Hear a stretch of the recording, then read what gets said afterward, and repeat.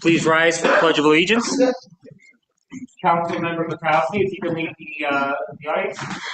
I pledge allegiance to the flag of the United States of America, and to the republic for which it stands, one nation, under God, indivisible, with liberty and justice for all. Thank you. Please remain standing for a moment of silence for our veterans.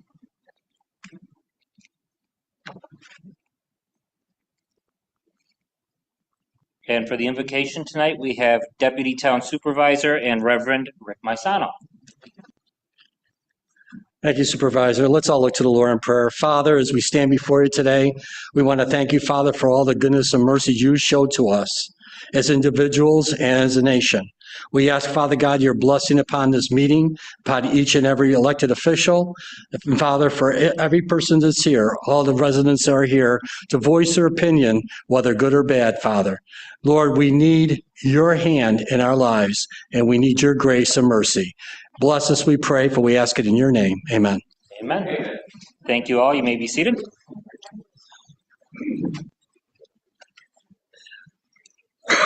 The clerk may have a roll call.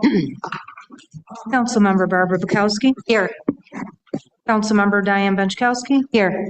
Councilmember Anthony Filipski. Here. Councilmember Michael Jasinski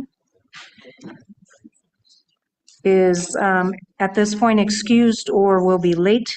Councilmember Brian Pilarski. Present. Councilmember Vernon Thompson is absent. Supervisor Brian Nowak. Present. Have 5 present for a quorum. Next on our agenda is presentations for new business. We have none this evening that I'm aware of. Nothing from town board members, correct? Okay, moving on to our public comment period. This is an opportunity for residents to comment on matters involving the town of Cheektowaga. Each speaker may speak only once. Each speaker shall be limited to a maximum of 3 minutes speaking time.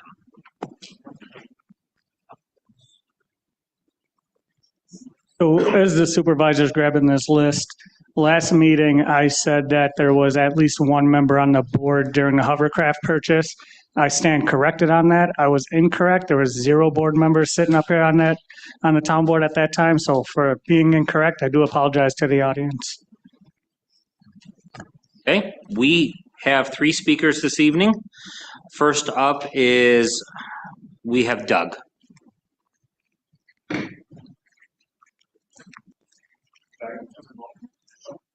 Sorry.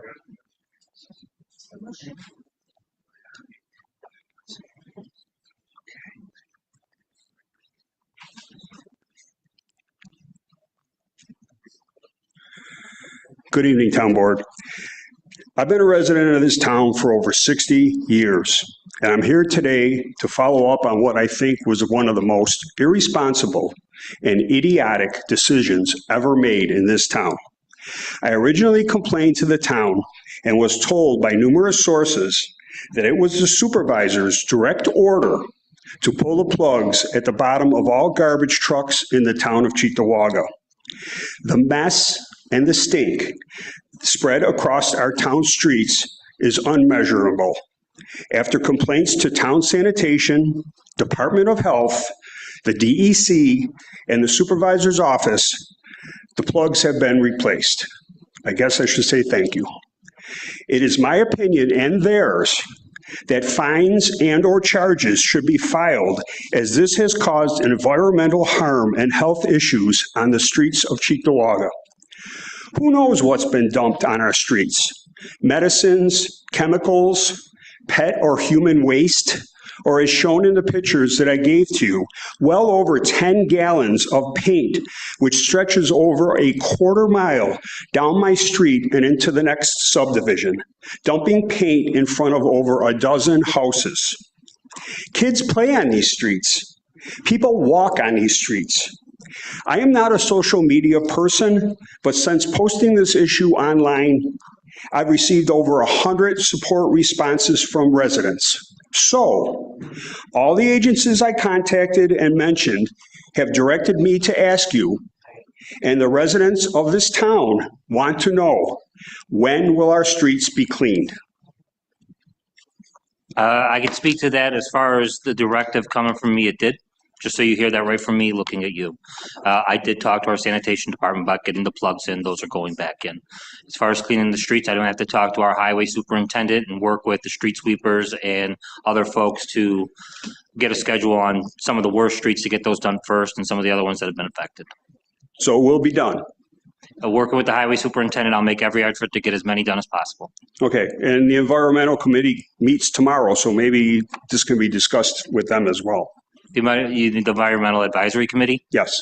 usually deals with things on they usually deal more on a planning development side. It could be brought up there. I don't know if it'd be an order of business necessarily, but I think polluting our streets is a good way to start. it usually deals more with environmental advisory and the development side of things, but there's certainly a place to deal with that. Okay, thank you. Conservation committee it may be what you have in mind. Next up, we have Joe from Rossler.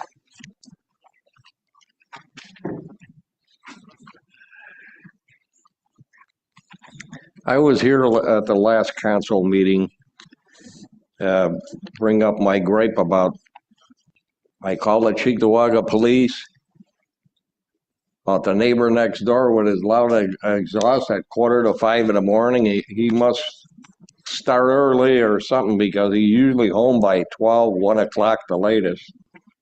And I was told, Cheektowaga police, their hands are tied, they can't do nothing. Now, do we have a noise ordinance here in the town or don't we? We do have a noise ordinance, and I would have to talk with the police about this specific issue. And there was a police officer the last time, and he said, give me 2 weeks. The man in charge will address the problem in 2 weeks. I don't see him here tonight. That's it. Next up, we have Dawn. Pardon me? Oh, it's call him the next speaker. Then. Hi, everybody. I'm here to obviously talk about the solar farm. Hopefully for the last time in my life will I talk about this. Reading through the paperwork, I am concerned about a couple of issues. One is the in lieu of taxes. This is a 41-acre site, and they are using about 24 acres for the solar farm, somewhere around there. Will those other 20-ish acres be taxed? At what rate? Currently, that whole property paid last year $16,000 in taxes, roughly figuring that's $395 an acre times the 17.27 acres remaining that they should probably be paying somewhere around $6,000 or $7,000 roughly, according to my math. I would hope that they will still be paying some type of tax. The other problem I had is the decommissioning cost. In the paperwork that's attached, not to the agreement, the decommissioning cost is listed for $298,000 and some change. And that's for in 25 to 30 years. Anybody who thinks that it will only cost $298,000 to restore this site in 25 to 30 years is probably pretty crazy. But nowhere in the agreement that you have is that amount specified.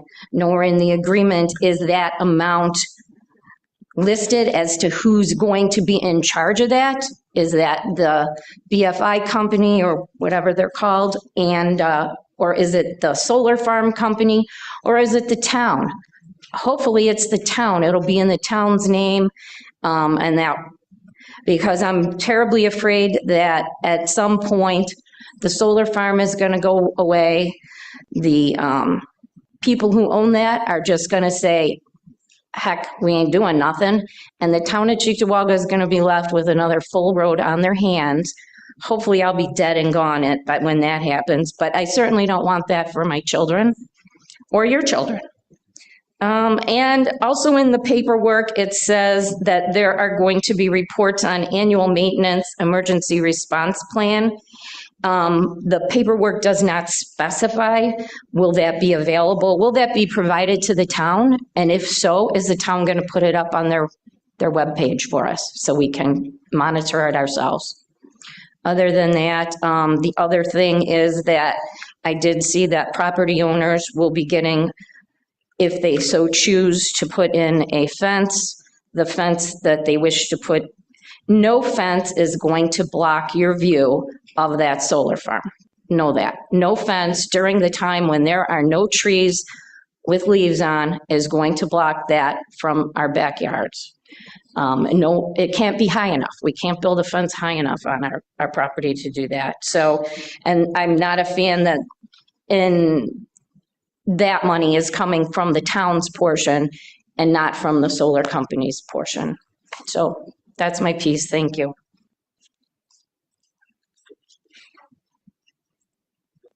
The next item on our agenda is our public hearings, and we have one this evening.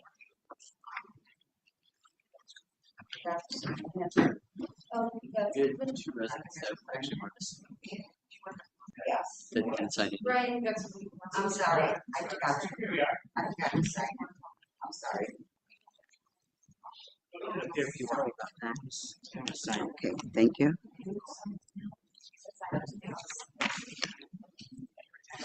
And this is for general comments or for the hearing on? General comment. Yeah, general comments.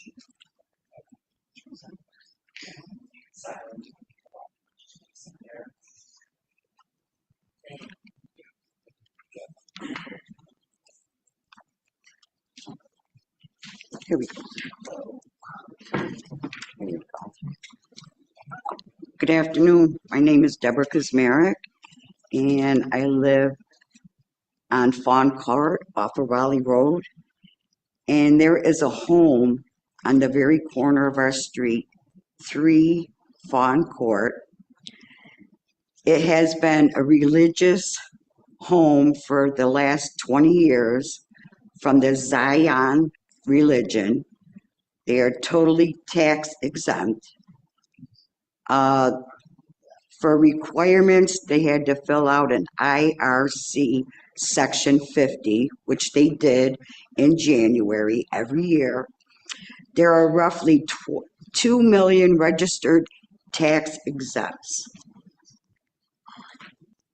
I went to go and Google how many homes are being used, dropped off in the suburbs for the churches. Google told me that there is no information on that. Never heard of such a thing. Also, the previous information doesn't specify the number of homes just in Cheektowaga that the church uses as a tax deduction. In order for you to have a tax deduction, you have to have 3 directors, 6 to 12 people in good standings to have a tax exempt on their home. Okay, I might as well get one. I know I have 12 friends and I can get 3 directors for sure.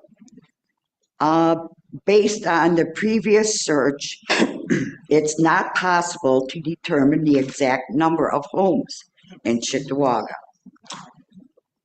So I think this law went into effect in maybe 1894. So I'm not against any religion at all. But if you would see that home on the corner of our street, and it's a cul-de-sac, you can only go in and go out. It's totally green moss. Weeds are this deep. The yard is all fenced in, and I'm quite sure you use drones to see what everybody's paying their taxes. I would love to see what their backyard is. We never had rats. There are rats and mice running around our neighborhood. People spend thousands of dollars on our street for their properties, maintaining them. It's appalling that they can come in, they have two fully dressed Harley Davidsons, a Cadillac, and another very expensive car in the driveway, and the weeds are like this around their house. House is all green. Ridiculous. Okay, that's my piece on that. I wish you would look into that. It's 3 Fawn Court. Like I said, we never had rodents, ever. So the second thing I would like to say is, since last year, I wanted our light pole replaced. It's been out. They've come down, they replaced it, it flickers, they go away. It's totally dark in that court. And now we have a lot of the, what's the ones that are going after the deer from the, because I'm right across the street. From coyotes, tons of them. And there's no light there. So I called again, they come out, oh, we'll take care of it. They put another fixture on top. Zzz, okay, I call again, they come out, they put flags, they dig, never to be seen again. I'm only asking to fix the light in the court. And you can look at the records, how many times I've called. I just want the light. And we pay enough taxes, so there's no reason. And church, actually, I don't know, I'm there 40 years, and I pay $4,139 a year. So I don't know. I just think that they should at least pay something, water, I don't know, something. Why does it have to be free? So maybe we could all, maybe have 12 people here, join a church. So I'll comment on a lot of what you just said there. So I will swing by there this evening on that street and get the poll number and see exactly all that, and then follow Yes. up and make it my Right in the mission to court. get that. So I'll know which light's out, and I'll get that piece of it addressed tomorrow morning right away. Thank I'll get that you. poll number Thank today. you. As for the organization that is considered tax exempt and their exemptions, this town board has no say over that. That's an IRS thing. There are 29 plus different 501c organization categories to fall under. They fall under, I'm assuming, the religious one, which is a 501c, maybe Right, 6 or something. right. That's all put on by the IRS. So Okay. because of their tax classification, they are exempt from paying local taxes, town and school taxes. They're not exempt from paying things like water and stuff like that. Well, because they They're gotta live also in that not house. exempt from maintaining their property. So I will also get that address, put that down, and then we'll put that into our inspector's office to have follow up in regards to that. Please, it's so embarrassing. Thank you so much. Yep. I appreciate your time.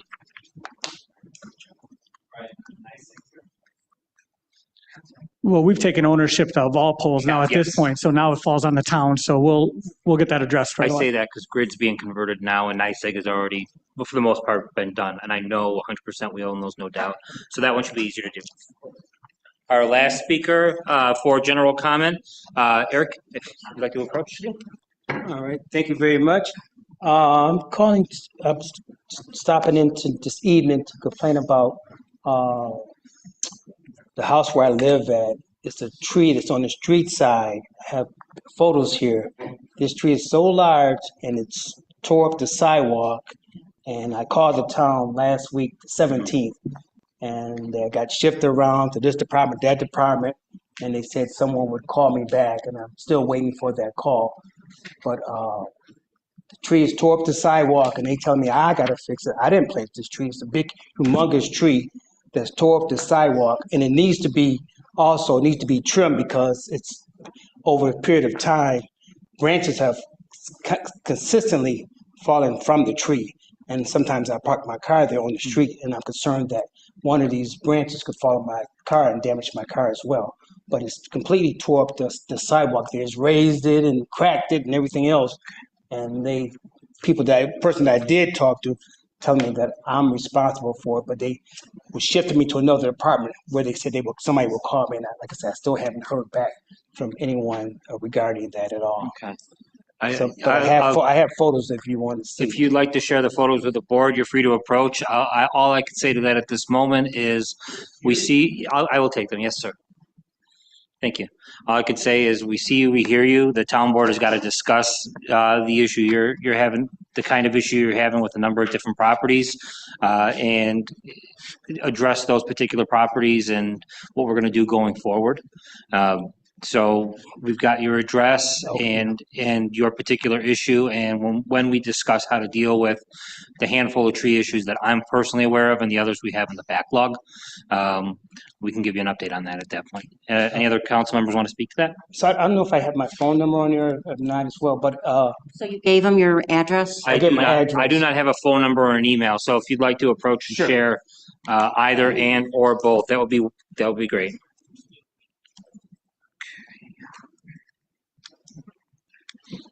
Pass it down this way.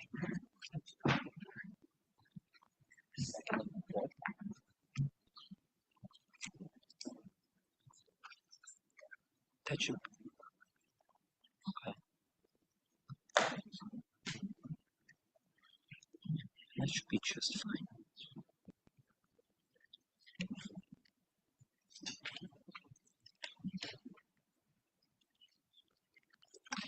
I do. That is no problem. Thank you, sir. Yes. Okay. And our final speaker? I'm sorry, before I cut you short. Someone would get back to me as far as the sidewalk issue, because they tell me I should be responsible for the sidewalk that the tree tore up. So that's why I'm trying to get some clarity on that, because I feel I shouldn't have to be responsible for a tree that I didn't plant that tearing up the sidewalk almost in front of my property. I hear you. Yeah, we have to have a discussion about our town code and the backlog that we have and how to deal with it. So we'll get back to you on that. Good enough. Thank you so much. Thank you for sharing. Appreciate it. Our final speaker on public comment, Ken Young.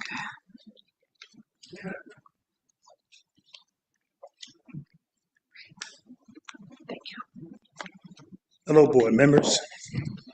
I want to comment on Walden and Pine Ridge again.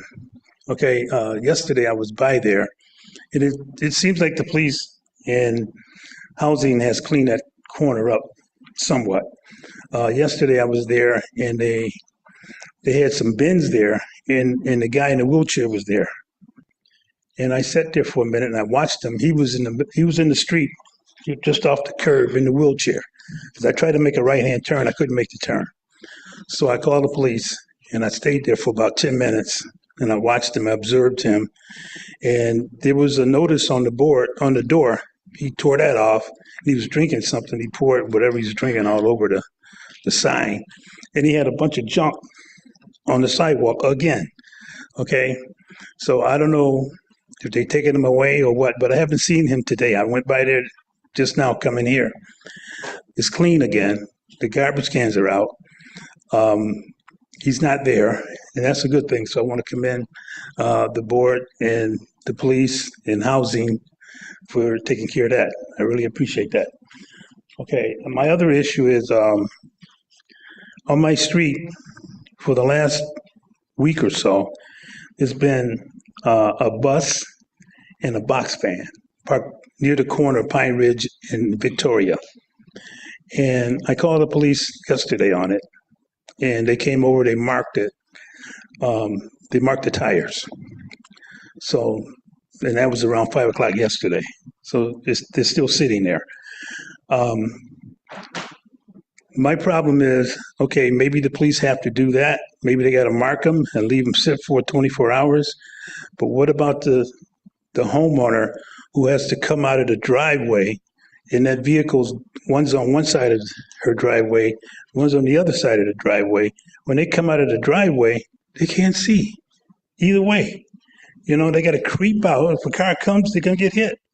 You know, and now they got the guys working underground, so they got the big trucks there. So you really can't get down that street because they're at the corner. Those vehicles are at the corner.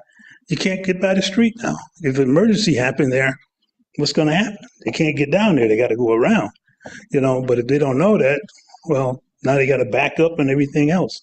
So I'm just letting you know what's going on there. And I want to know, what have you done with the Airbnbs? I requested information on that before. Have you guys started working on that yet? On that one this evening, we have a call for public hearing on the agenda for a local law for Airbnbs. Okay. So we're going to put that out for the public to read and consider and give their view on that, following feedback, any changes the town board would like to see. I know there's one or two in particular I would like to see. And then from there, we'll get a local law put in place. Okay. Are you going to deem them commercial buildings so that you can tax them at a higher rate than what I'm being taxed at? The local law that we have doesn't change their zoning to a commercial zoning, but it does have a number of regulations that deal with the noise issues and the occupancy issues, parking issues, other things. The way I can see going about that would be to implement a two-tier tax system in town called a homestead non-homestead tax, where commercial businesses would be at one rate and residentials would be at another. And the way that I see it, if their short-term rentals wouldn't be deemed a primary residence, you could tax them at a higher rate that way. That would involve some discussion with the town board members. There's a lot of unintended consequences that come from that. There's a possibility from that, but it would impact everything from the Galleria Mall to the mom and pop shop at the corner to the chains that we have around here and the short-term rentals if we went about it that way. Well, there are fee schedules within the local law too, but it's not necessarily a new tax. okay. I know in the city of Buffalo, for Airbnbs and rooming houses, and you haven't addressed that either. Rooming houses, maybe you should include that in with Airbnbs, rooming houses, because I'm sure there's rooming houses in Cheektowaga that you don't know about either. But with that comes an inspection from the town and an inspection from the county, because a lot of these places have finished basements. So if they have a party in there, how do you limit the number of people in there if you don't have any ordinances against it? Are you going to be limiting the number of people in the building at one time? The draft language we have has there's an occupancy number, then there's an occupancy based on the number of rooms. It even gets into limits on the number of vehicles that you can have at a short-term rental. Okay, are you planning on having inspections in there as far as town? I know you can't do anything about the county, but the town, will you be going in to inspect the property on a yearly basis? Yes, All right, because they have to renew. okay, to renew. Okay. Another thing So it is annually. okay, well, the last thing I have is the garbage totes.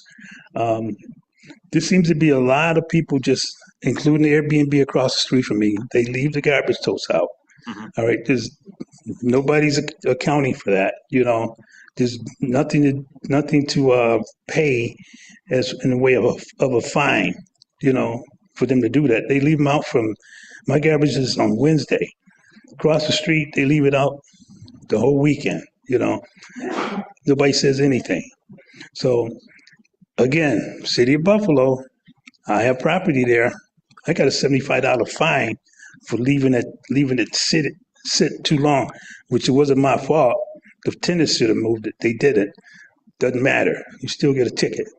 So I want to know if you guys ever gonna come across, you know, something to address that. I have to have a conversation with Scott Colwall, our department head of sanitation, about what's being done currently and what we have in the code. And we may have opportunities on how to deal with that, with what's in writing. If not, that's another conversation the town board has to have. I talked to our town attorney last week and early this week about the need for a petitions committee meeting. We've got a number of local laws that either need to be amended or rescinded it in part, or even things to add to the code. And our petitions committee meeting would deal with those things. So the question of sanitation totes, if it gets to that level, we can address it in that meeting. I know you had, at one point, you had someone going around to ticket these people. Have you considered doing that again or no? That's something that we would have to discuss. I mean, there are tickets given if in situations, say for example, somebody's got a mattress out and they don't have it bagged up properly. We don't want our guys picking that up because they can get bed bugs, some other issues. Right. If it's soaked, it's really heavy, a safety issue. So for that and for other reasons, they do give out slips tickets, but I couldn't tell you precisely what happens on a given day per situation. So it's something I got to talk with them about. Okay. Thanks, board. And with that, I believe our next order of business is our public hearing on rezoning for 2345 William Street. A call for public hearing was made at the May 27th, 2025 Town Board meeting, Resolution 2025-359, on behalf of the applicant Sean Hopkins Esquire, representing Empire One Community Federal Credit Union regarding local project 2025-1305. At the project lead address of 2345 William Street, Cheektowaga, New York, that's SBL 113.62-3-4.1, for the purposes of a 3,920 square foot administration building for offices and record retention, plus additional site improvements. For historical purposes, I would like to mention and reiterate that the B News did not publish the original notice allowing for a public hearing at the June 10th Town Board meeting. Comments from a resident that night noted an issue with the notification letter that was sent to residents, having noted 2 different times. The public hearing link to the project on the website pointed to a different project and did not allow residents to see the full details of the project. I will state that new letters were mailed to the residents. The link to the project was corrected and a new notice was published in the B News notifying residents of a new public hearing date for tonight's Town Board meeting. I did receive one comment from Nona Girk and forwarded that to the Town Board for review. She was in opposition of the rezoning and the special use permit. That I would like to make a motion to open this public hearing. Do I have a second? Second from Councilman Pilarski. All in favor? Aye. We are open. We have a few speakers this evening. We're going to begin with Sean Hopkins. If you'd like to present the project and speak to what's being requested and why. Sure. Good evening, Supervisor and members of the Town Board. Sean Hopkins on behalf of the applicant, Empire One Federal Credit Union. Also with me is Jason Utzig, the project engineer from CNS Engineers. We submitted the application that's pending in front of you on April 30th of this year. I do want to note that we've provided you, each of you, with the copies of the following documentation that are also officially on file: an aerial photograph, copy of the site plan, landscape plan, and lighting plan, and then the architectural plans. What we're specifically asking this board to consider is the rezoning of 2 parcels located at 282 Chrisfield and 0 Chrisfield from R Residence District to C Retail Business District. And on the overhead, you can see where that little jut in on Chrisfield, it's those 2 parcels. There is one existing single-family home located on this site. That portion of the overall property is approximately 0.38 acres. The overall site that includes the existing credit union branch is 1.17 acres. So this would bring it all into the exact same zoning classification, which is the C district. Why are we doing this? What we're proposing here is a single-story office building that will be used for administrative and record-keeping purposes for the credit union. It has a size of approximately 3,920 square feet. Additional site improvements that we're proposing are 14 parking spaces, sidewalks, landscaping, 2 additional light poles, a modification of the existing on-site stormwater management system, and then, of course, utility connections. We did provide elevations of the buildings, and the key of the elevation plans, and you have them in your package, is as follows. Number 1, the peak height of this building, which will have a residential style sloped roof, given that we're close proximity to a residential neighborhood. The height of that building is 25 feet or less. So it's actually less height than what you could build there today as a single family home. It will be upscale architectural materials, will include a stone base, high quality siding, new windows, a residential style roof. It's a big investment that's being made by the credit union in the town of Cheektowaga. We also have provided a landscape plan, and I do want to touch on several things. Number one, you can see there will be extensive landscaping proposed in connection with the project. And number two, as Ms. Burst indicated in the introductory comments, Dan Young was kind enough to forward us an email from the adjoining property owner at 27 Chrisfield that has some concerns about screening, possible uses, et cetera, et cetera. I'm not sure if she's here this evening, but we would gladly meet with her, show her the screening, show her the landscaping, but specifically what we're showing on her end of the site, which is Chrisfield's on the right-hand side, and her parcel is located directly to the south. We're showing a 6-foot fence with extensive landscaping, includes honey locust trees and Colorado blue spruce trees. And in terms of the setback from her house to the property is, Jason, do you remember what that was? 28 feet, and then I believe 28 feet to the property line, approximately 56 feet to her house. So we're further away from the property line than would be required by the zoning code. We're not showing any additional light standards, parking, pavement, et cetera, on that side of the site. There's absolutely no new driveways or curb cuts onto Chrisfield. Again, this is to consolidate this into what I would call a small corporate campus, an existing credit union branch, and their administrative office and record keeping, which I think is a good project for the town of Cheektowaga. The project was also reviewed by the planning board during its meeting on May. They issued a positive recommendation on the underlying rezoning request by unanimous vote. We also did present it initially to the Environmental Advisory Committee during its meeting in late May. They will be continuing their review tomorrow. Given that they have not finalized their review and issued a secret recommendation to this board as a lead agency, in my position, you probably shouldn't vote this evening, but come back. So I think that summarizes the project in a nutshell. Again, we've done a lot of homework up front. We're trying to be respectful of the adjoining property owner. And of course, either myself or Jason would welcome any questions that any of you may have. Up to the board for any questions you may have. So at this site, will they follow regular banking hours as well? 9 to 4, 9 to 5? Yeah, it'll be typical. Yeah. Saturday half. All bankers work banking hours. Yeah, they will. Meaning there won't be evening hours. There won't be people on weekends. Yeah, it's a very low intensity use. This isn't like a public in and out building, right? This is just administrative for the employees. Yeah, administrative and for record keeping. Okay, and my second question would be, I thought there was some concern about a driveway or something coming out onto Chrisfield. Is that, or that's already was it a walkway or something? This is something I heard like a couple months ago. Oh, so maybe can I point to this? So there is a sidewalk actually out at Chrisfield. Okay, maybe that's what they were talking about because it was. Which I think the town would want. Yeah, but somebody said something, they thought it was a driveway coming. No, that's the existing driveway was recently constructed. Yeah, that driveway's there today. Okay, all right, thanks. Yeah, no additional curb cuts. Okay.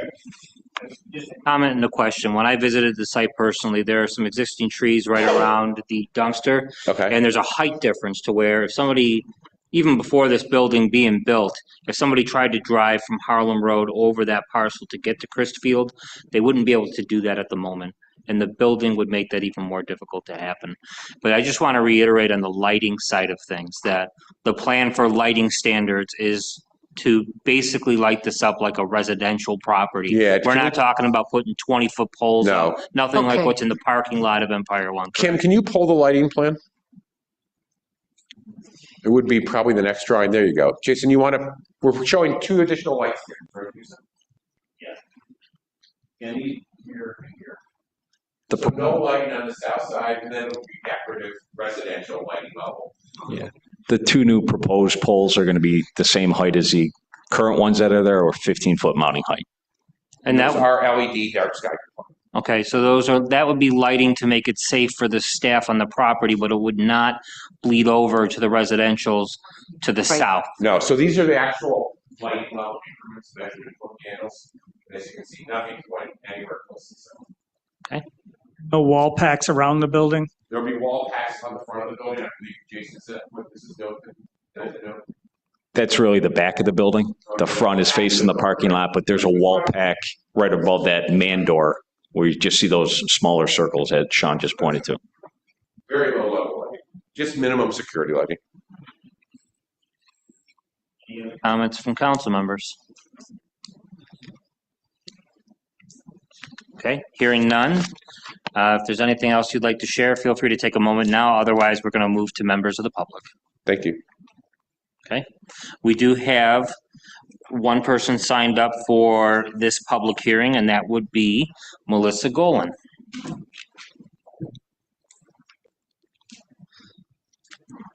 Good evening. Did I pronounce your last name correctly? You did. Okay. Thank you.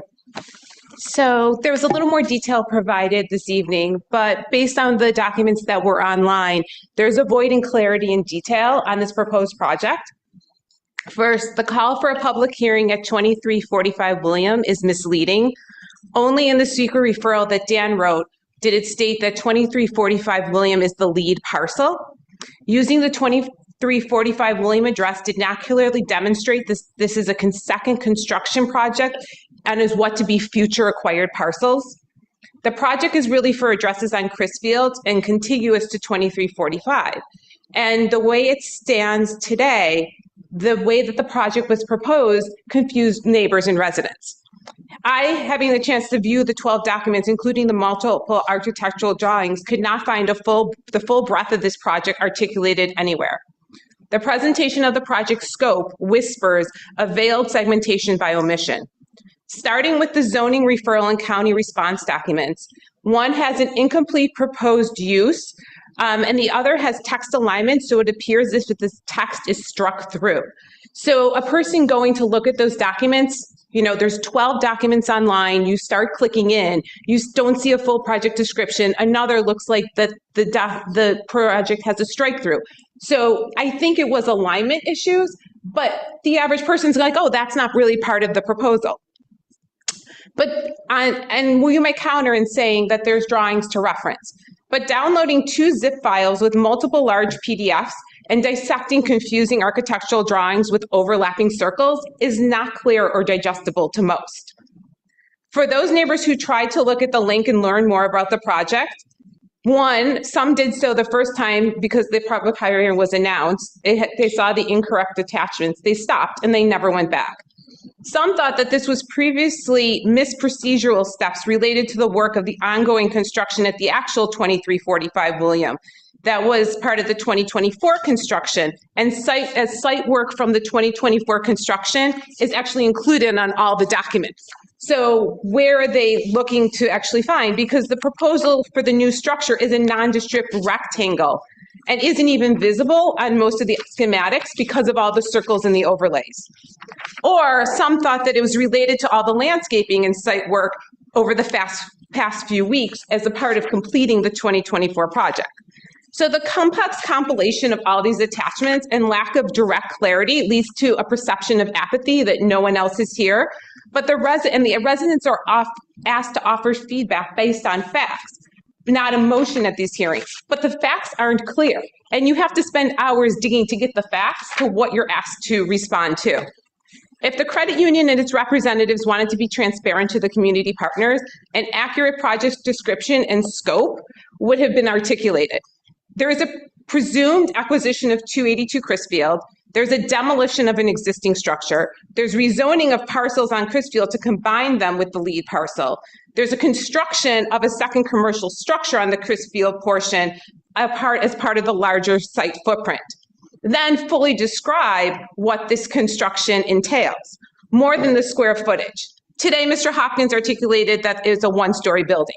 I didn't find that anywhere in those 12 documents that I downloaded. What percentage of the structure is occupied space? He says storage, or the documents say storage. What is storage? What is administration percentage of use? It says records retention. Is this paper? Are they building an Iron Mountain? Is this servers? Is it a data center?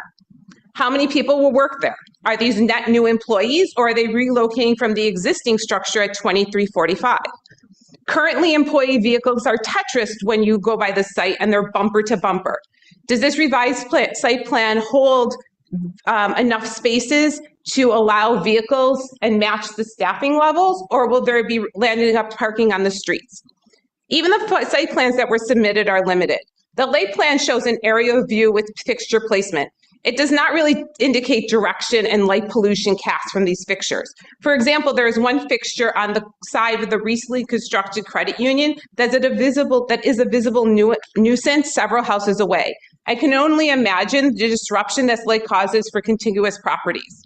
And what about timing? The original credit union proposed for this site was allegedly delayed due to funding issues with construction occurring several years after they came before you for the original special use permit. And many material modifications were made to hit a price point.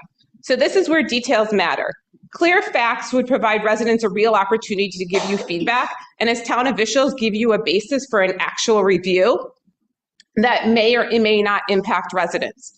Absent the sufficient detail, any decision to move this project forward would be based only in conjecture. Thank you. Thank you. Do we have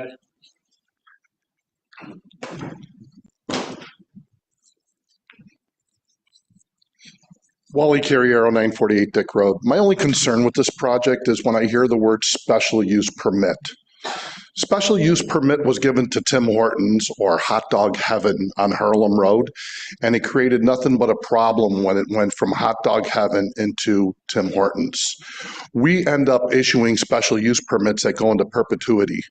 So this project's going to require a special use permit that you guys will affect generations down the road, because these special use permits never go away. So I want you to think long and hard that you're disrupting a neighborhood for the purpose of a storage building. There's U-Store, all over Western New York. If they need record storage, put them in the car, drive them to U-Store, pay a little bit extra for the insurance. Thank you. Are there any other residents that would like to speak? Seeing none, I'll throw it open to the town board one last time. Councilmember Benchkowski. That's really. I don't, so maybe Dan Young or somebody could answer this question. So all you're asking right now is for the rezoning? Correct. Which would be a prerequisite of the other required approvals, including development plan approval with engineered plans being reviewed by Drew and the engineering department, et cetera, et cetera. Okay. So you want to go from a residential to C retail? That's so correct. That's if correct. It's ever sold, or maybe Dan Young can answer that, then what could go in there? So the range of allowable uses, I brought that section of the code, it's zone C retail.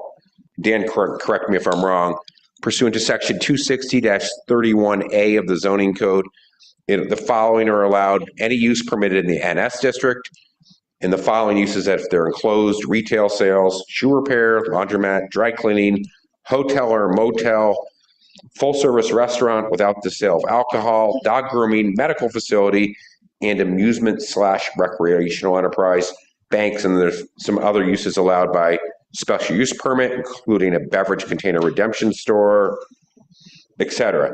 So how I would propose to answer that question if there's a concern, well, what if this property gets sold to someone else down the road?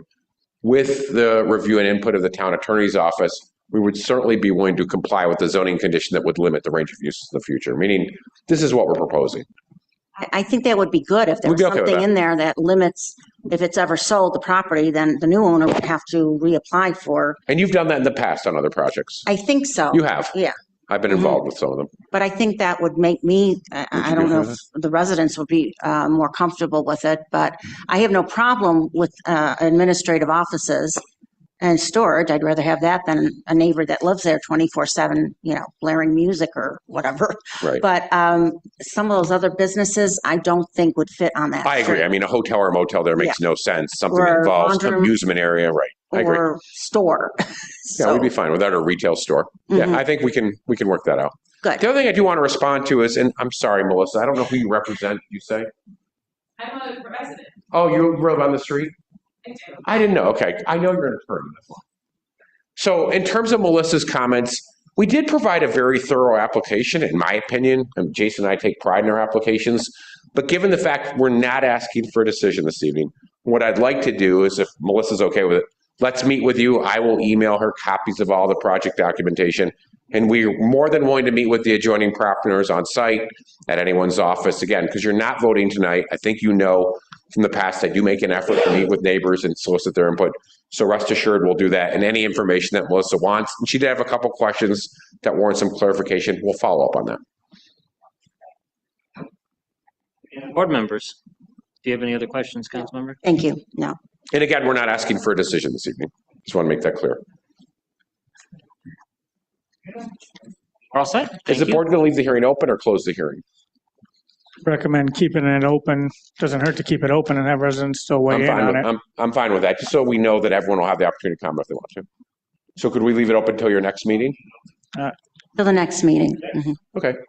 Thank you, everyone. Have a great evening. Thank you. You too. We'll leave the hearing open and move on to our next order of business, which is board discussion. First up is old business.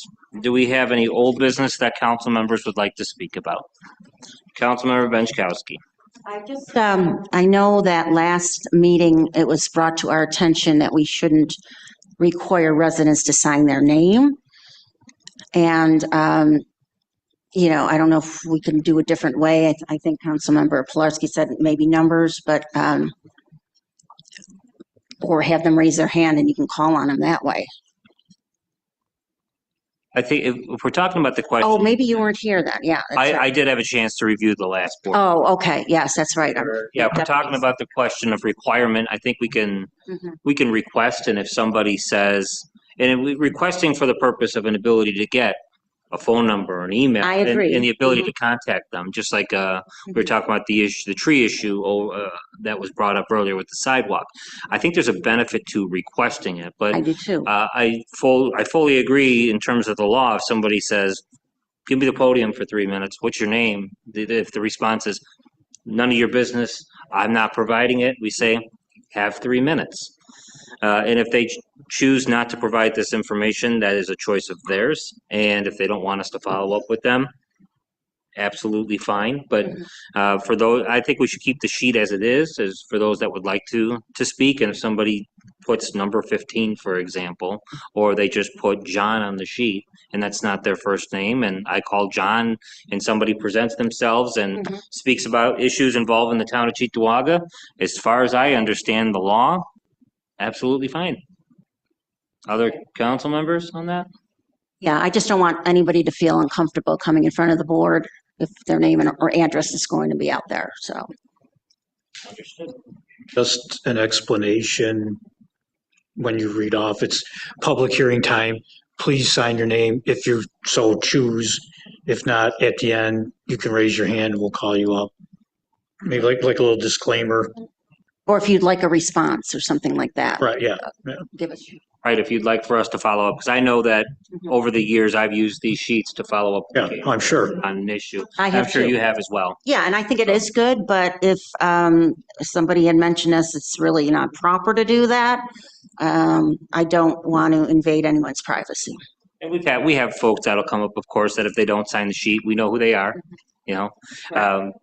So that's all well and good as far as I'm concerned. It comes down to the ability to contacting residents for me on one part and the other side, you know, a public safety aspect, but I think these have been pretty calm civil meetings, and even when they get heated, they're still a safe place to be.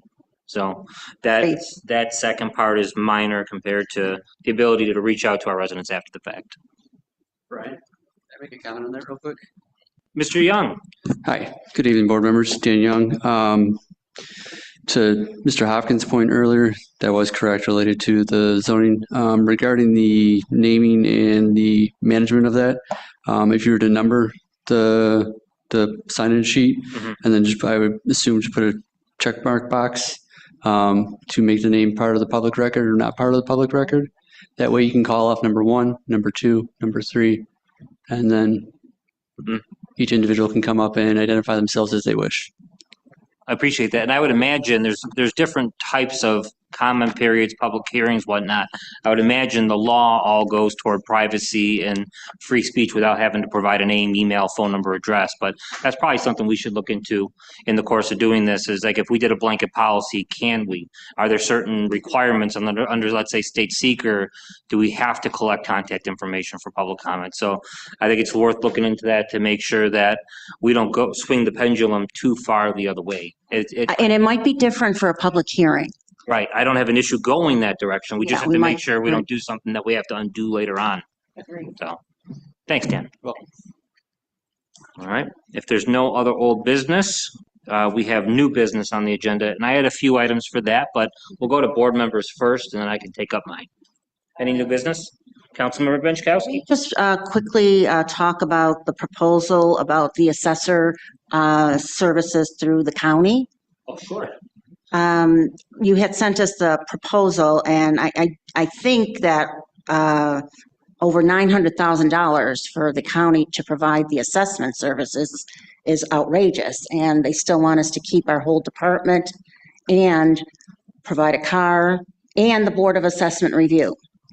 Yeah, just looking at the initial proposal with the price tag, and speaking with Scott Beluski at Erie County about it, it's something that could be negotiated, but it's a high price tag for the starting point. So if the way I understand the initial proposal given to us is it's just a starting point from which to talk about what does the town board want to do itself and have the town of Cheektowaga continue to do in terms of providing services, and what we'd like to get over to Erie County. So we don't necessarily have to go with that agreement on writing. If we did, because of the cyclical reassessments, that would be part of the county's plan. That's a big part of what comes from that price tag, as you were mentioning through email chains talking about the cost of the townwide assessing contract. So that's a big part of the cost built in. Right. If we wanted to maintain our bar, that would have one cost different from going over to county, right? We can do a situation where it's only our assessor and we keep our staff, or we can go like what's in the proposal to give it over. So if we presented a counter offer to say we'd like to retain our staff, potentially go with an assessor at the county level, that gives us we can do that. It would mean a different dollar figure for the town. One of the other questions I asked, and it may come up, is that we talked about hiring our fifth assessor for 2025. In the event that the town decides to go to the county, the shared service, and we have an assessor on our payroll that we have appointed, that individual could remain employed. We can do what we need to do to get them over to the county system, no longer be on town payroll, and take care of all of that. So. Well, that's good to know, but if we wanted them to take on a little more and not have our staff, I can see that number going higher from $900,000. That just doesn't make any sense to me, but that's a big number. I don't want to speak to it because I know you're itching over there. I see it. I don't want to speak to it because I don't know, but if we ask for a different arrangement, the number can go down, the number can go up, depending on what we're asking for, right? Okay. So whether or not our staff decide, let's say we go with this agreement, if our staff decide to go work for the county, we still have to fill those seats because of the CBA agreement with the minimum hire clause. So we're not really saving a single red cent if our employees stay or go to work with the county. If they stay, we got to put them in different spots within town, other clerk positions, stuff like that. If they decide to go, we then still got to fill those seats because of the minimum hire clause in the CBA agreement. So there's really no cost savings there. I hear you on that, and that's a town-specific issue, that if there's some of the other towns in Erie County would like to do shared services, they may have agreements with their unions that don't have minimum numbers or have lower minimum numbers, or their folks in the assessor's office might be management confidential, not organized into a union. So you're right about that for us, and it's to our benefit, I think, to retain our own town staff until we can get to a different place. Maybe we get to a position to where the board feels we can have that staff be county staff and find a way to make this manageable for us, affordable for us, without having that staff and having employees elsewhere. I'm hard pressed to figure out how that works, but it's, show me the plan, show me the numbers. Maybe there's a universe in which that can work out, right? So at least there's always an option. Okay. And I've gotten a little bit of feedback from a couple other board members on what they'd like to see in terms of an arrangement. I can go back to the county to say, based on discussions, what do we have for a dollar amount if we adjusted the following variables and bring that proposal back? So if we wanted to retain our staff, if we wanted to have the county take up the bar, if we wanted to do some of these other things, give us a price on that, and then bring that back to the board. Okay. So, do we have any other new business from board members? I got a couple things quickly. The zoning board of appeals met last week. They have an issue with the local law relative to fuel tanks. And I think I've talked to everybody in person here except for you. I didn't have an opportunity to talk with you about this yet. Vern and I had a brief conversation at some point down the road about it.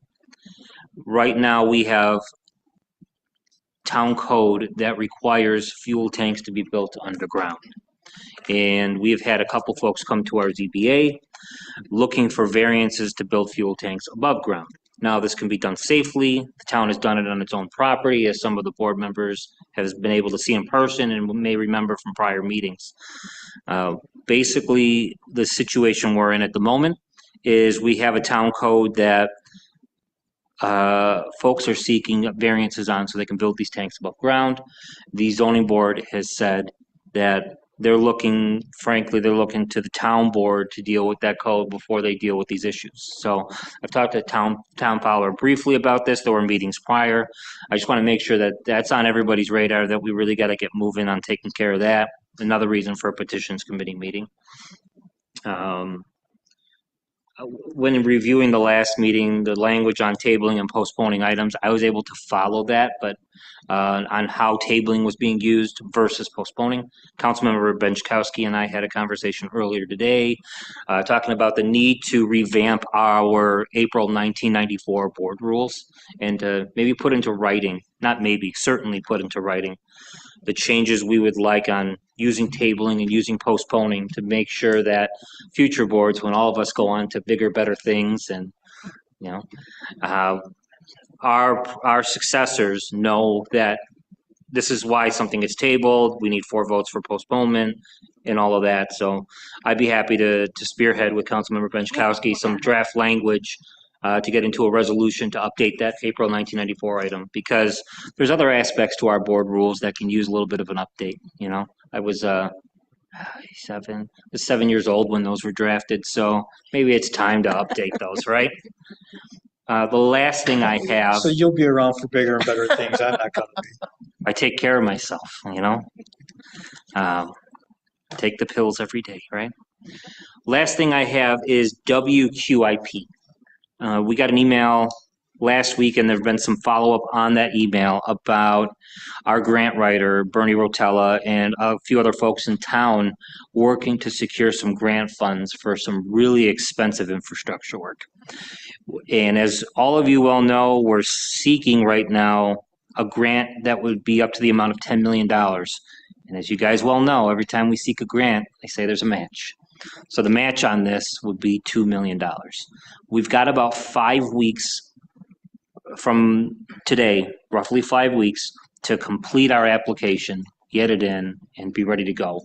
As a piece of that application, we would need to have, to be able to demonstrate as a town that we have $2 million to put up if we get the grant. And it's congratulations, we'll give you $10 million to do a range of infrastructure improvements. And we would need that $2 million to demonstrate, yes, we have the match. Now, let's get to work and give us the money to do what we need to do. And obviously, with these other grants, we have to do some spending up front and we get reimbursed later on. The question comes to what would this work be for?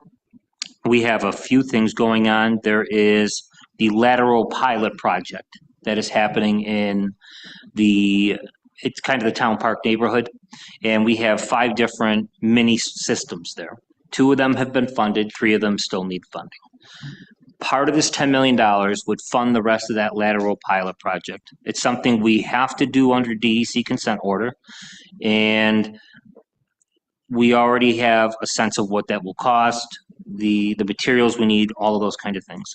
The second thing this money would help pay for is manhole rehab. I know it's manhole, I know it's sewer shed 4, and I believe it's 9 and 10 as well. Forgive me if I misquoted the other two. I'm almost certain it's 4, 9, and 10. Anyways, there's a bunch of work to do there. We would use part of the 10 million to take care of that. Another portion would go to the Roycroft neighborhood. As you guys well know, with our sewer system, there's bypassing that happens every time that it rains. A lot of the bypassing, a good portion of it, has been happening in the north part of town in this Roycroft area. And doing infrastructure improvements there, lining, work on that would help further reduce the bypassing. When we've done sewer lining and these other improvements in that area in particular, it really brought down the bypassing that we do. The downside of that is that means we're sending more to BSA and it increases the BSA bills, but the upside is it's helping the environment and it's helping our sewer system and getting things out of the creek. So those would be the three big areas that this $10 million from state would go to. Manhole rehab, the lateral pilot project, and doing work around the Roycroft pump station, the north part of town, for sewer improvements. Where is the board on working to secure a $2 million match in some manner or form in order to apply for this grant, and in the event we're fortunate enough to get it, to say we've met all your conditions, including the match. Now, let's get contracted to get this $10 million. Is this something that the board feels we go about with a $2 million bond or a bond of any amount towards that? Because if so, we're going to have to get something on the July 8th meeting agenda because we have 3 weeks left. One of the concerns that I have would be that if we don't take action on the 8th, let's say the item gets tabled or postponed, that we may not be able to demonstrate that match in time. So before we go through the process, the arduous process of this grant application, do we have a town board here that says, we'll give you $2 million if you give us 10, and then we have a $12 million account to do all this work? So where are we at on that? They just need a commitment that the town will invest 2 million, or do they need to know the source of the 2 million? Because if at the end of this year we have 2 million left over, that would then go into reserves, and it would be a fair argument to say, let's take it from the reserves then because we didn't spend it this year. Or we say, hey, do we work this 2 million into the budget, for next year? Or do we bond? So we have options there if we don't have to commit where the dollar amount's coming from, rather than just memorializing it in a resolution to say that yes, the town commits 2 million as the match versus where's the source. Best answer I have right now on that is an email from today. This is from Bernie Rotella, and he says, with the things that we would need to do for the WQIP grant application, says we should start gathering the information we will need for the application due at the end of July. So we've got about a week now, and then we've got the 4 weeks of July. So a little over 5 weeks in terms of number of days, but not really that much. We're going to need the following items: an engineering report, detailed budget and timeline, DEC consent order copies, a seeker, maps. Point 6 is resolution for the match. And then point 7 is letters of support. So we would need a resolution that demonstrates the match. Suppose a scenario where we said we're going to use $2 million cash from some account. We would need a resolution demonstrating that. I would argue we put it in a special account line and designated solely for this purpose. If we were to do $2 million of bonding, we would need a resolution to demonstrate that. And I would say that the bonding resolution approved by the town board would be sufficient to demonstrate that. If it's a mix, we would need more than one resolution. But I mean, what I just heard the way you said it is just a resolution for a match. Is that what I heard correctly? Those are the words quite literally. Yeah, so It doesn't say the source. So all we would need is a resolution saying that the town board is committed to this project and will fund the match of $2 million or whatever the percentage is of the award amount. And just simple like that. Yeah, it'll kind of leave it open-ended. Correct. Right. That gives us better options, like you said, moving forward. I think this is something we should talk more about before this July 8th meeting, like get right after this meeting, get offline and from here and have some discussions about how we do this. One of the worries I have about doing this open-ended is that the town board, let's say a year or two from now, when we're finishing this up, that, or it could be even at the end of this year, that if we don't reach agreement on how we match that now, that we have some disagreements about how to match that later. There was some confusion where match money was coming from very early this year with the board. There was some disagreement over how to match in 2024. So I can confirm with Bernie what the phrase resolution for the match means, if that means resolution for the match bare minimum, or does the resolution have to come with a material commitment that the board can demonstrate? But at the end of the day, I mean, that debate still could happen. I mean, if this board so chooses, let's say for the sake of argument, say, hey, we're going to bond that 2 million. And then comes December, the board says, no, we're not going to draw on that bond for that match. We're going to go into our reserve. Nothing's stopping the board as long as they still match that 2 million. And in my view, I think that because we're not getting that bond money up front, we only draw on it when we need it. So there's nothing stopping the board from putting a kibosh to that until the moment they go to draw on it. So it could happen either way. I would just find out what the wording needs to be on that resolution, if it has to be a commitment to where the source is, or can we just say, hey, we're committed to it? Again, a big part of this is going to be having a resolution for the match, however we decide to commit to that. And I really think we should get something concrete that our grant writer can depend on. And if our plan changes to say that, okay, we committed to match with $1 million cash and $1 million other sources, and we say, things turned out better than we thought, we're going to do 1.5 million cash. I think that's great, but we have to give them some sort of sense of where we're going to get these funds from. And if we decide down the road things are worse than we thought, and if there's a concern with making a commitment for this match, I think it's just an honest heart-to-heart that we have to have whether or not we want to go that route. Councilmember Benchkowski, then we'll go back to Mr. Pilarski. Okay, I did send an email, Brian Kraus, I think last week or the week before, to see what the balances are in those 500 lines. Those are usually our capital project lines, and I'm going to ask him to take a look at those again. I'm still waiting to see what the balances are, but there may be some money sitting in some of those 500 lines that we could use. They're not fund balance lines. They're already designated that we might not have used at all. So that's one of my suggestions. I'd also like to see us find an MWBE company is supposed to be part of this, and we always sign the waiver. And I think there's enough companies out there now that we can find an MWBE company. Yeah, and that's within the list there, detailed budget and timeline. In the parentheses, it says, when reviewing, keep in mind MWB will be required with this project if rewarded. And there are companies out there that's certainly going to be a piece of doing this. I know we've signed waivers in the past. We've had companies that provided some service. We've got like partial waivers in the past and still had companies providing to another regard. But it's on Bernie's list. Yeah, I think that's important right now to go with an MWBE with that. How much we have to have, whatever the percentage of the MWBE has to be, at least go to that. But that's all I have. Okay, yes. Brian?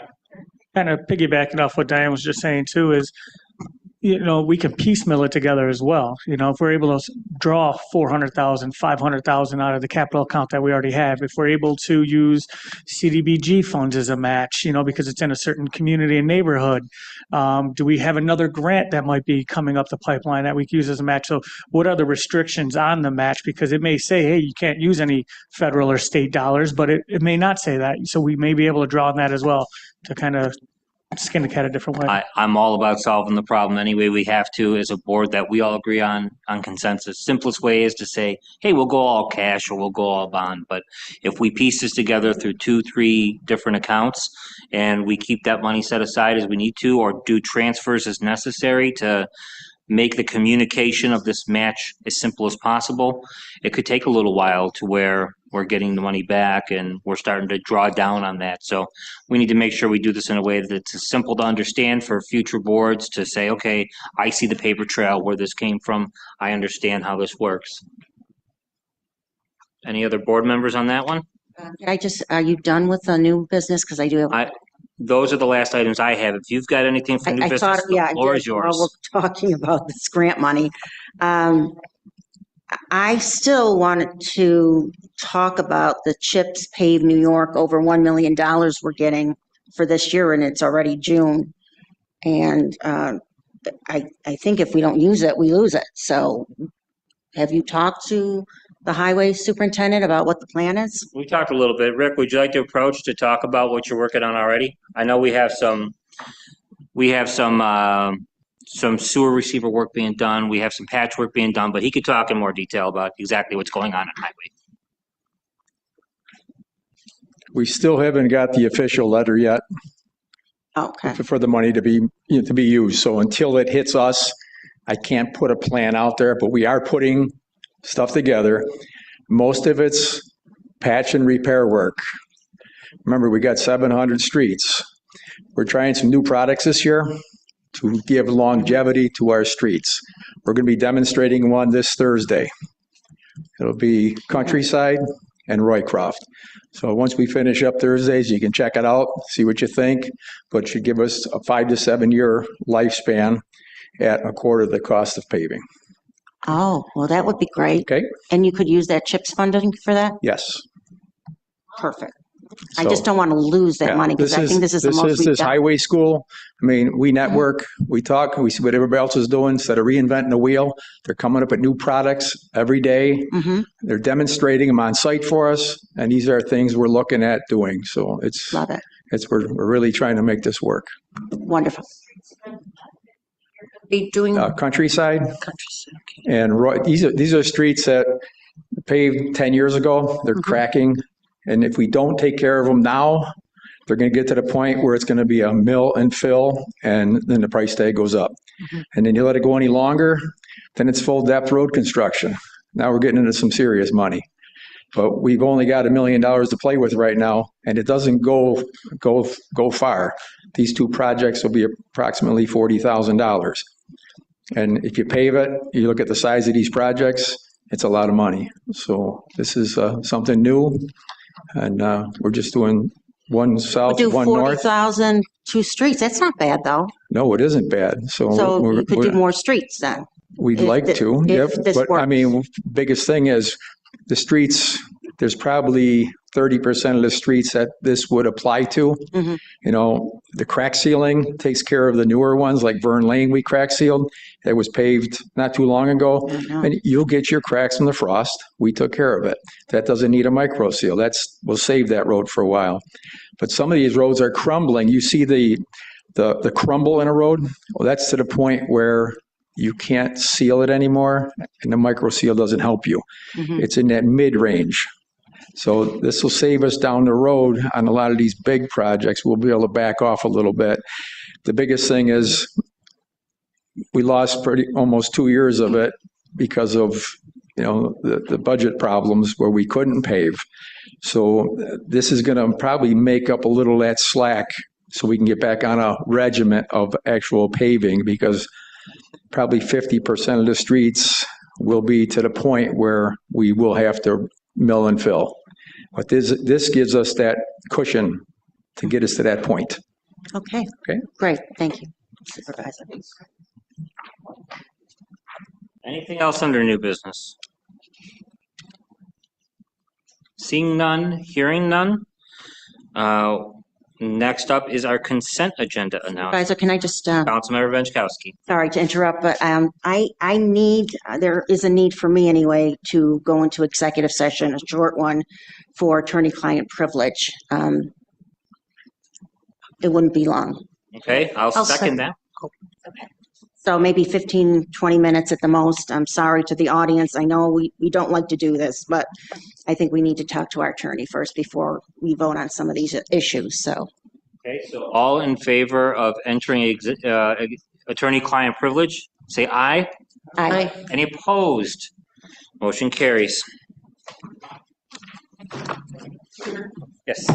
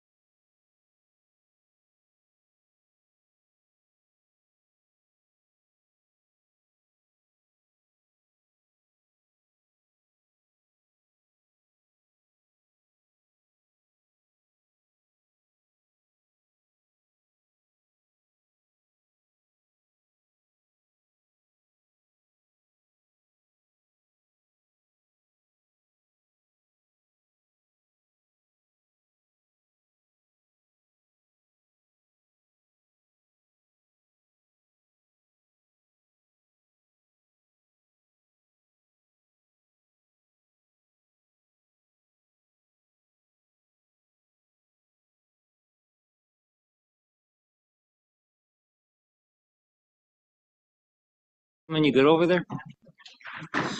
Okay, I'd like to make a motion to exit executive session. Do I have a second? I'll second. From Mr. Filipski. All in favor?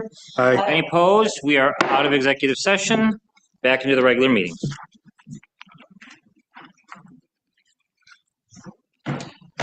Our next order of business will be the consent agenda announcement. A consent agenda is contained in this meeting. The consent agenda is designed to assist making the meeting shorter and more efficient. Items left on the consent agenda may not be discussed when the consent agenda comes before the town board. If any council member wishes to remove an item from the consent agenda, please tell me now, and I will remove the item from the consent agenda, and it will be added as a separate resolution item. I have 5 this evening. I'd like to remove items 431 through 435 to be considered separately. Do we have any others? Yes. Councilmember Benchkowski. 408. Okay. That's, oh, I don't, wait a minute, I'm confused here. No. So I'm just looking at this, all right, I know it would be 429. Okay. Got 429.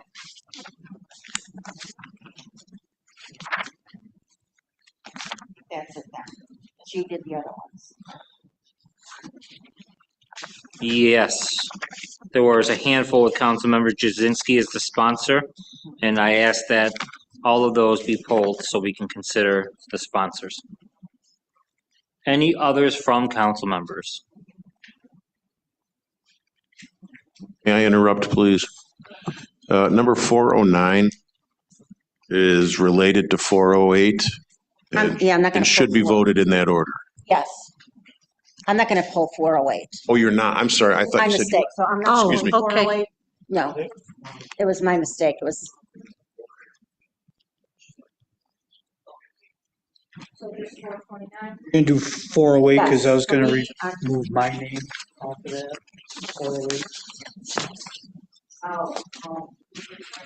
We can remove 409 as well. I'll ask to remove 409. Oh, that's right. 408 and 409. So we do have to remove those. Okay.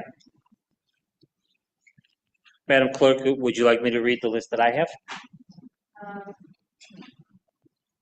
Have you pulling resolution 408, 409?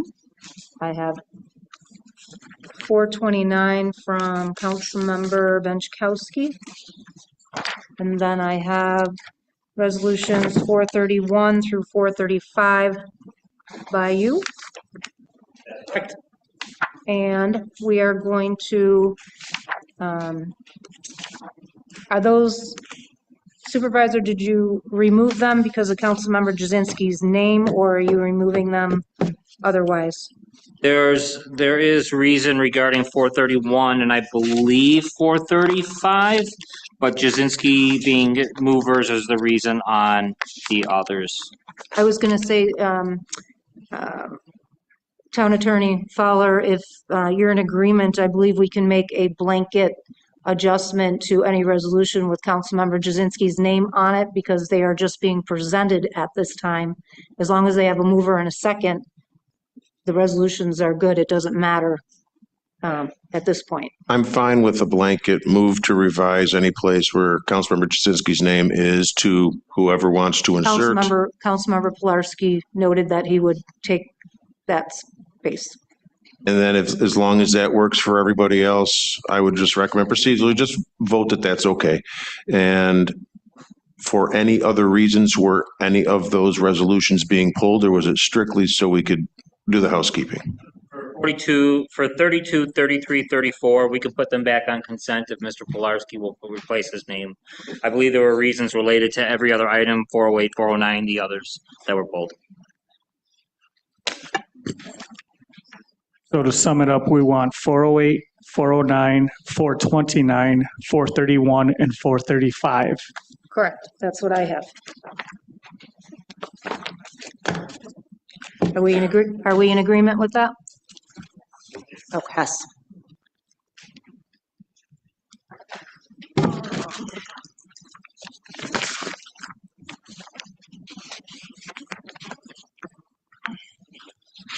All right, so we will move on. I need a motion and a second to approve the meeting agenda. Do I have a motion?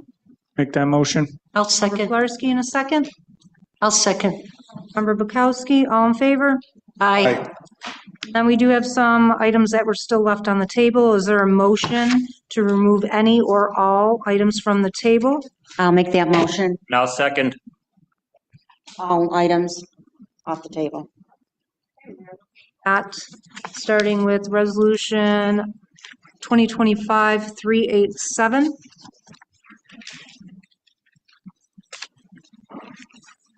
Sponsored by Councilmember Filipski, seconded by Councilmember Thompson. Since he is not here, we would need a different mover on this resolution. I will substitute my name. Supervisor Nowak as a second. The applicant and the law firm of Nixon Peabody representing their client Verizon on behalf of the owner, Public Storage Inc., has filed project submittals for review under Local Project 2024-3247 at the address 2733 William, Cheektowaga, New York 14227. That is SBL 113.64-4-2.2. The project under 2024-3247, the applicant proposes a 120-foot wireless telecommunication tower facility with an additional 4-foot rod on leased private property. The applicant's submittals included a special use permit and a full EAF under New York State Environmental Quality Review Act. Upon review by the town attorney and the town supervisor is authorized to sign all associated New York seeker documents related to this declaration. On the question, I would like a roll call vote. Councilmember Bukowski. I'm abstaining from this. Councilmember Benchkowski. Yes. Councilmember Filipski. Yes. Councilmember Pilarski. Yes. Supervisor Nowak. Yes. Motion is carried.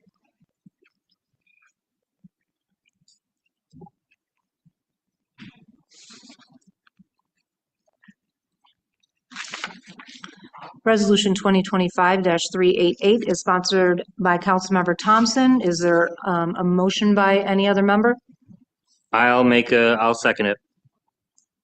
Supervisor Nowak, a second by Councilmember Filipski. The applicant and law firm of Nixon Peabody representing their client, Verizon, on behalf of the owner, Public Storage Inc., has filed project submittals for review under Local Project 2024-3247 at the address 2733 William, Cheektowaga, New York 14227, SBL 113.64-4-2.2. Under Project 2024-3247, the applicant proposes a 120-foot wireless telecommunication tower facility with an additional 4-foot lightning rod on leased private property. On May 27, 2025, the public hearing for the project was open and closed before the board. As the approving local body, the Town Board of Cheektowaga grants a special use permit for said project 2024-3247.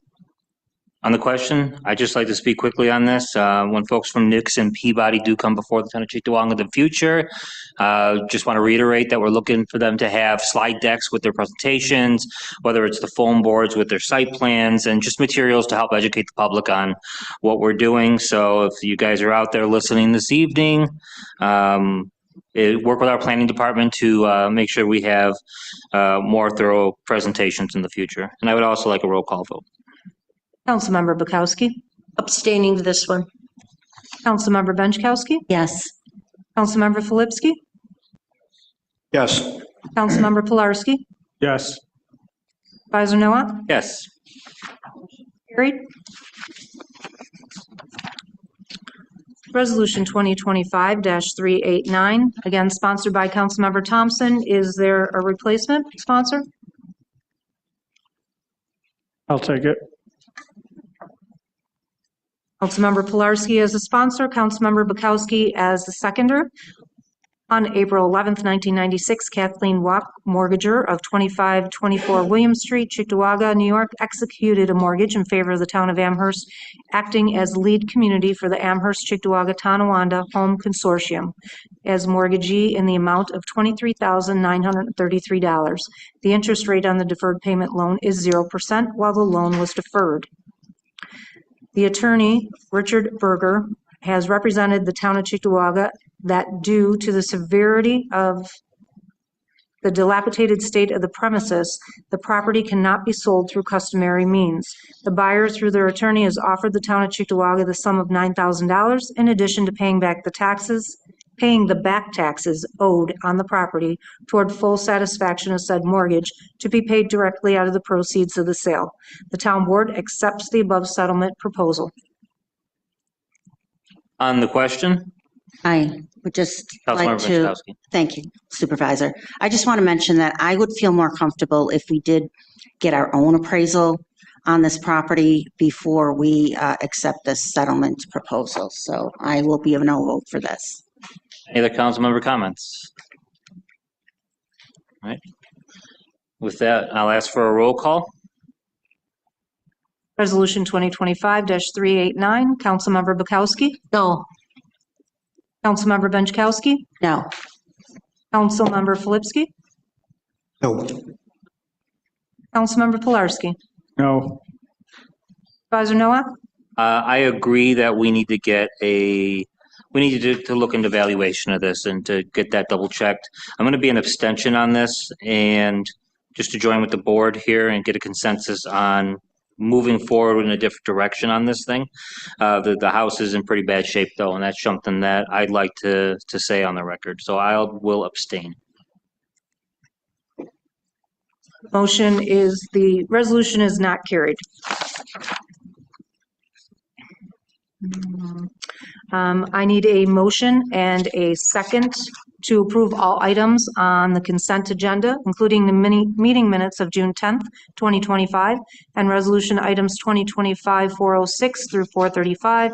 We will recognize the items that were removed and will be taken as separate resolution items as resolution 2025-408, 409, 429, 431, and 435. Do I have a motion? I'll make that motion. A second. Bukowski and Councilmember Pilarski, all in favor? Aye. Roll call vote. Roll call vote on that. Councilmember Bukowski? Yes. Councilmember Benchkowski? Yes. Councilmember Filipski? Yes. Councilmember Pilarski? Yes. And Supervisor Noah. Yes. All resolutions on the consent agenda have been approved. On to our separate resolution items, starting with Resolution 2025-408. It is sponsored by Supervisor Nowak and seconded by Councilmember Filipski. An action was commenced by AC Power 44 LLC against the town of Cheektowaga in the New York State Supreme Court, index number 802790 of 2025. The town board approves of this above settlement in accordance with the terms of the host community agreement and the stipulated order and judgment, and hereby authorizes the supervisor of the town of Cheektowaga, Lipsis Matthews, LLP, and the Cheektowaga Town Attorney to execute documentation in furtherance of this directive. Madam Clerk, can you confirm who the second is on this resolution now? I have Supervisor Nowak and Councilmember Filipski. I believe we're looking for a council member that would be willing to substitute their name as a mover on the site. I can do that. Okay. Yourself as a mover, and we're adding Councilmember Benchkowski? No, Madam Clerk, I will remain the mover. Councilmember Benchkowski will become the second.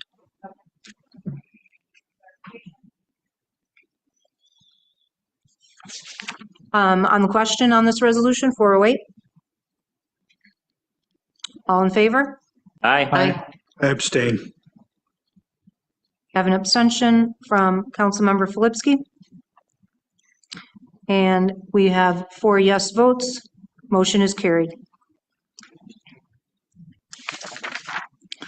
Resolution 2025-409, sponsored by Supervisor Nowak, seconded by Councilmember Pilarski. Applicant Gina Wolfman of AC Power on behalf of BFI Waste Management of North America LLC has filed project submittals for review under local project number 2024-1534 at the address of 0 or 777 Indian Road, Cheektowaga, New York 14225, and SBL 103-19-2-2.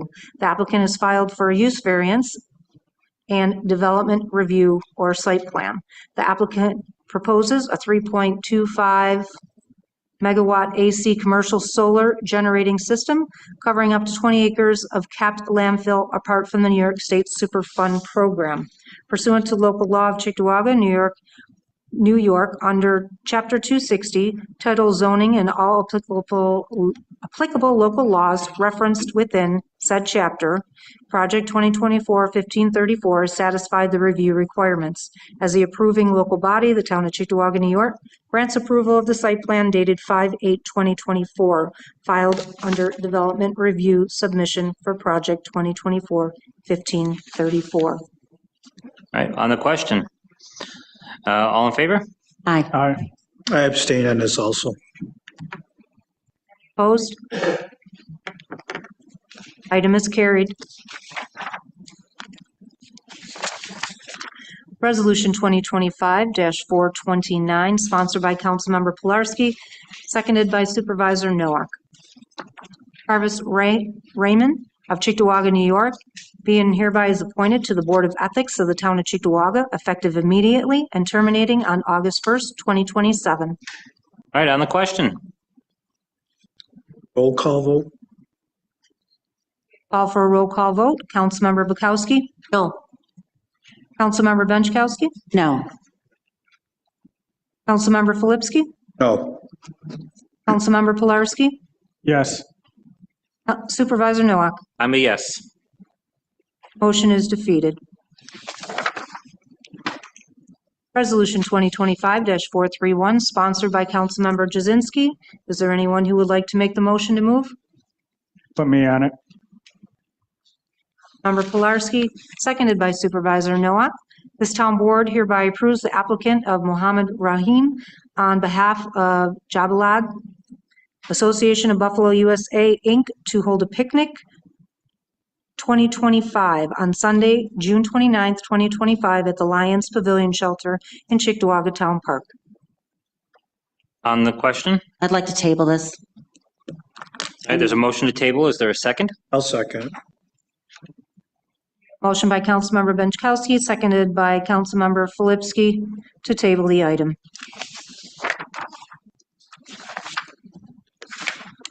Resolution 2025-435, sponsored by Councilmember Jazinski, substituted with Councilmember Pilarski, seconded by Supervisor Nowak. The town board hereby approves the aforementioned application of Chris Murtha on behalf of Pine Hill Hose Company for the aforementioned open house to be held Saturday, September 27, 2025 in Town Park at the Lions Pavilion Shelter. All right, on the question, Mr. Jazinski is a sponsor, and I believe I'm on the item as well. I'm looking for a sponsor in a second. I'm a member of the fire company. I'll be the sponsor. I'll second. Okay. We got Pilarski and Bukowski. Sponsored by Councilmember Pilarski, seconded by Councilmember Bukowski. That's Resolution 2025-435. On the question? All in favor? Aye. Our resolution items, we did have a couple items come in late, so I need a motion and a second to waive the rules to include Resolution 2025-436 and 437. Do I have a motion? Motion. I'll second. By the supervisor, second by Councilmember Bukowski. We are looking at Resolution 2025-436. Sponsored by Supervisor Nowak, seconded by Councilmember Bukowski. The following transfer is hereby approved. Madam and Clerk, made. I'm sorry, but I think they have to vote. We have a mover and a second. The suspension. Just didn't finish the vote. Myself and Bukowski. We just didn't complete the vote. Unless I missed something, I think we just have to have them vote to allow these to be heard on waivers. Yeah. Okay, I apologize if I missed that. We have a motion by Supervisor Nowak, seconded by Councilmember Bukowski to waive the rules to include resolution items 2025-436 and 437. All in favor? Aye. Opposed? Motion is carried. Resolution 2025-436, sponsored by Supervisor Nowak, seconded by Councilmember Bukowski. The following transfer is hereby approved and made part hereof. That's appropriated fund balance of $16,000 to the Polish Festival for $16,000. On the question, Councilmember Pilarski. So we're moving funds from the fund balance to the Polish Festival. I got a couple issues. Is I've been asking for the Polish Festival expenditures and income and expenses ever since the Polish American Congress, it is them, right? Yeah, ever since they've taken over the operations, and I've yet to see a balance sheet of income and expenses on that since they've taken over. I was supervisor. I know Lynn Ryback did give me. We got it 1 year, the first year, but I've not seen the past couple of years and the last year of your term, but you're out. So, I mean, I just never received it.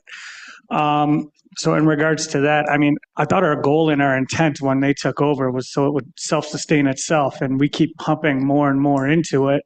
And now we're pulling out of our reserves. Now, it's a great festivity. It's a great event. And I'm not saying not to do it or anything, but we keep going back, you know, and now we're taking out our fund reserve to balance it and make the event happen. And I'd like to see more events at Town Park, and I know there's a cost to it, but I just want to see the numbers, especially when there's big, large sponsorships. I know in the past we've had Red Apple sponsor 10 grand or so and stuff like that. So I just want to see the numbers. I'm not comfortable with fund balance coming out right now at this moment, for me at least. Well, just so you know, it was from all those the money I had found for the controller's salary that was transferred into the fund balance. So it was some savings that I had already found. Correct, Brian? Kraus? So it's not additional coming out of any fund balance. If I can add to that, the money is coming from transfers that went into fund balance. I wouldn't call them savings necessarily. I understand where you're coming from, but we hadn't spent the money yet. So instead of spending it in those budget lines, we would now be putting it towards the Polish Festival. I will say this, that my goal has been to continue the intent was to make the festival fully independent of the town in terms of dollars and cents. And with costs going up and support from the state level that we were getting with Assemblymember Wallace, we don't have the same, and we've gotten support from other elected officials. It's not at the same level right now. I think we'll be in a much better position next year. I think for the meantime, this is a festival like no other in our town, where my office gets calls from people from other states and from Canada saying, what weekend is the Polish Festival? We get a lot of traffic that comes in there to support that. The Polish American Congress did fund some financing. I can show you the sheet that they gave us. And then we can work to get you additional numbers beyond that. But that where I'm coming from on this is that this is the largest festival in the park for this summer, and my goal remains to help make that festival totally independent. I understand it looks like, let me say it more clearly. This suggests we're going backwards. I don't think we are. I think this is a temporary reversal to where we're going to be going into a better place. My office is working on raising money for the festivals in Town Park. We got a commitment just today. We're going to keep working on it. It's just going to take some more effort. I appreciate that, and definitely thank you for the explanation on this, Diane, saying that, hey, it's fund balance, but it was put in there like 2 weeks ago or the previous meeting from other savings. Yeah, it was about a month ago. So it's an easier pill to swallow for me. I don't want us to see us dipping into. I agree. If we can't afford to do something, we shouldn't keep taking from the savings, but it was money that we didn't spend and it was put in there prior to. So I would just like, I don't know. I mean, like you said, we're missing the state piece of it all that we always received, and we're not this year because there's some changeover and whatnot. So totally understand. So I think when our new legislators get more situated in office, and then getting a plan earlier in the year to make some of the asks that need to be made, all of that together, and additional private financing. That's just there's a lot of reasons we can say why it's been a struggle this year, but I think conditions will be different next year, and my hope is that the budget will have a number. We'll leave it at that. All right. Any other council members? All right. All in favor? Aye. Any opposed? Carries. Resolution 2025-436 is carried. Resolution 2025-437, sponsored by Councilmember Filipski, seconded by Councilmember Bukowski. A vacancy exists in the position of Cheektowaga Town Assessor. Janine Sweet of Clarence, New York, being and hereby is appointed to the position of Cheektowaga Town Assessor at the annual salary of $83,000 effective July 7th, 2025. The town board hereby exempts the above position and individual from the town residency requirement. The term for Janine Sweet as Cheektowaga Town Assessor will expire on September 30th, 2025. On the question? All in favor? Aye. Any opposed? That carries. 437 is carried. That is the end of our resolution items tonight. Communications received by the town clerk's office. Departmental communications include supervisor statement of funds from April 2025, minutes from the Environmental Advisory Committee of May 28th, 2025, minutes from Conservation Advisory Council from June 11th, 2025, minutes from the Board of Ethics, June 16th meeting, and minutes from the Traffic Safety Commission on June 17th, 2025. General communications included one order to show cause, Town of Cheektowaga Employees Association versus the Town of Cheektowaga. Right. Our next order of business is our public comments. This is an opportunity for residents to comment on matters involving Cheektowaga. The public comment period should last 15 minutes max. Each speaker may speak only once. Each speaker shall be limited to a maximum of 3 minutes speaking time.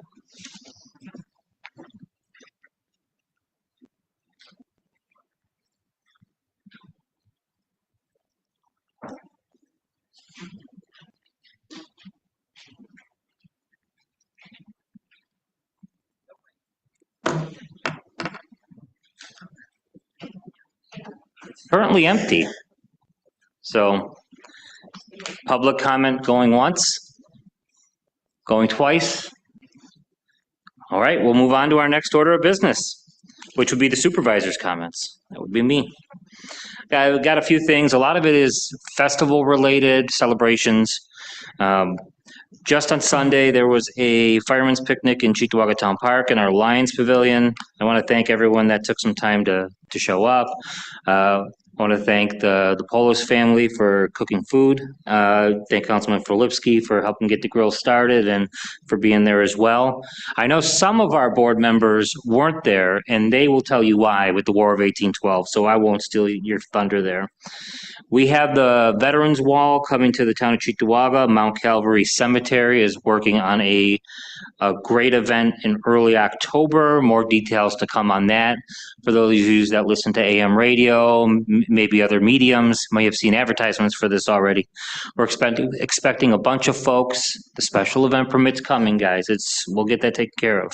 But that's going to be great. As I said, they'll take up War of 1812. July 3rd, we're going to have festivities in Town Park, food trucks, live music, and at dusk fireworks. It's always a great time. We get a great show from folks. COVID kind of put a damper on a lot of public events, but this one's starting to come back. So share that with your friends and neighbors. It's a great time. I hope to see everybody there for that. The David Street Bridge is among the laundry list of things that I've been working on between meetings. We're getting engineers out this week to take a look at that and advance that project. Not going as quickly as I would like, but you can't do everything all at the same time. I don't know why I have Town Hall on here. I should have written a more complete note. And today is primary day, so if you haven't had an opportunity to vote in a primary election that may be taking place where you live for any office. I don't believe we have any here for the town of Cheektowaga at any level. Just another hour or so for that. But if you've got friends in the city or other places, primary day today. And that's all I've got. With council members, why don't we start with Mr. Filipski and work our way across? Hey, just real quick, I think, and I'm probably wrong, but maybe it should have been new business or something, but all these public hearings and projects and stuff, it seems to me that maybe we should have the projects presented to the board and the people first, and then proceed with, because a lot of people do a lot of work, and by the time it gets to the board, it kind of seems like our hands are tied. and we don't really have a choice. So people come up here and they get mad and they don't like what's going on in their neighborhood, but it's basically a done deal already.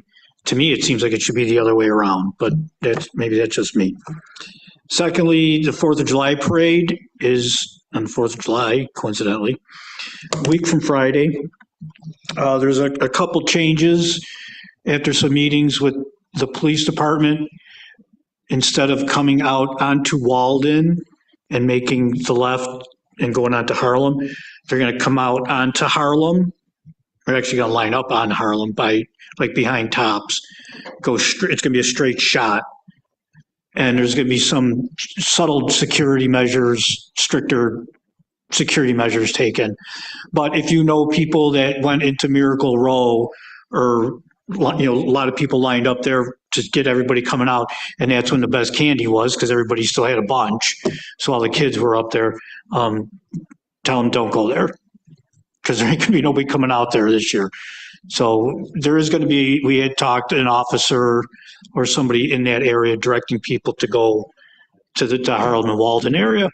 But the traffic pattern's going to be a little different, but there's different reasons for that.